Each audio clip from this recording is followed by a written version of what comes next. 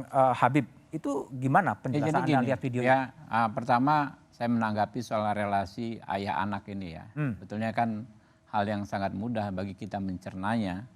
Karena konstitusi kita mengizinkan bahkan seorang presiden incumbent maju sebagai presiden, calon presiden di periode keduanya. Ya, apakah dengan serta-merta itu membuktikan dia langsung melakukan kecurangan? Ya enggak juga, ya kan. Lalu kita tanya pendapat teman-teman, apa yang terjadi 2019? Apakah terjadi kecurangan? Saya pada saat itu di posisi oposisi, ya kan. Berbagai laporan kita sampaikan, ya. Seperti kata Mbak Titi, ada ribuan mungkin laporan, 3.000-an sekian kita sampaikan. Tapi kan kita tetap ada kembali kepada komitmen kita sebagai negara hukum.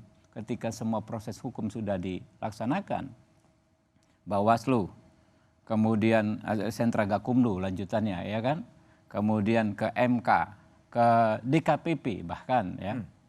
Nah, ketika semua persoalan sudah disampaikan ke sana secara formal, diperiksa secara formal, lalu diputus secara formal dan substansi, ya kita mau nggak mau harus terima konsekuensi. Tapi kalau kembali kepada video Menteri Bahlil tadi gimana? Konsekuensi pengakuan kita sebagai negara hukum.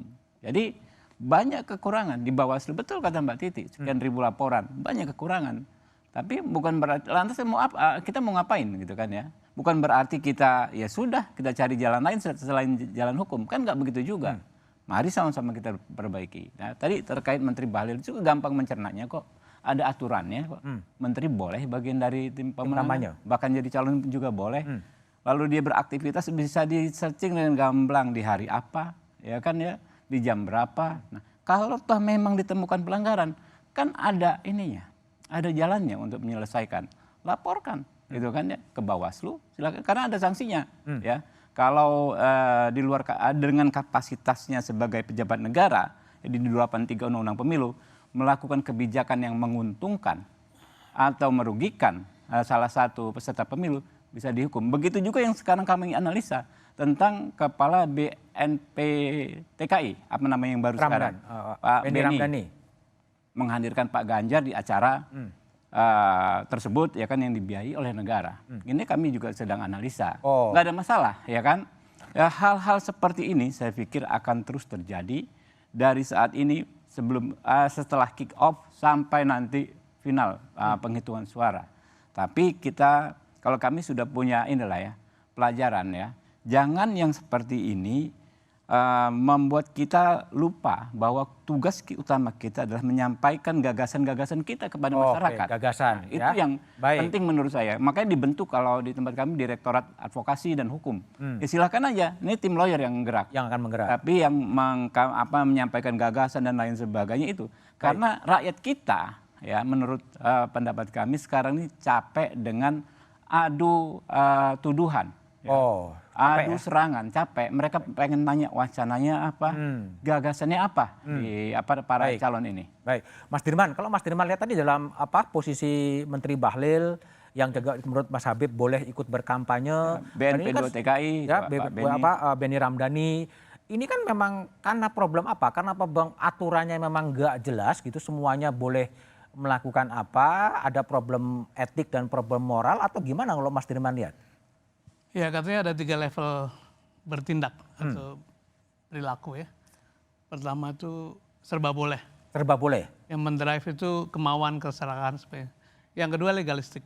Nah, yang paling tinggi adalah etis gitu ya. Etis. Nah, kalau kita ada di bawah barangkali boleh legalistik tuh karena ada yang mengatur gitu. Tapi begitu kita paling top, kalau kita berpegang teguh hanya semata-mata pada hukum, you are the rule, you are the law gitu ya. Jadi top leader itu memang bisa membuat hukum. Bahkan kita punya bukti semuanya lah bahwa pada akhirnya ketika pimpinan tertinggi dimanapun itu pengen aturannya berubah, dia rubah itu.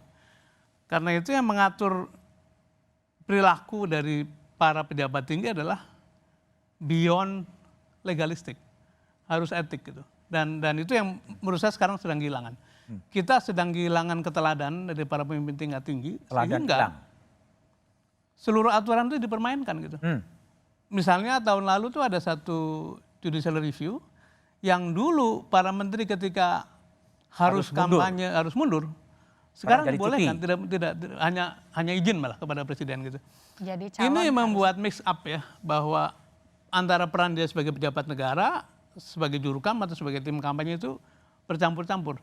Dan memang jadi sulit dibedakan karena tadi Pak Habibur Rahman mengatakan seorang menteri bergerak kemana-mana pasti diongkosi oleh negara. Nah, apakah negara itu memang punya kepatutan ketika harus membiayai satu kontestan kampanye?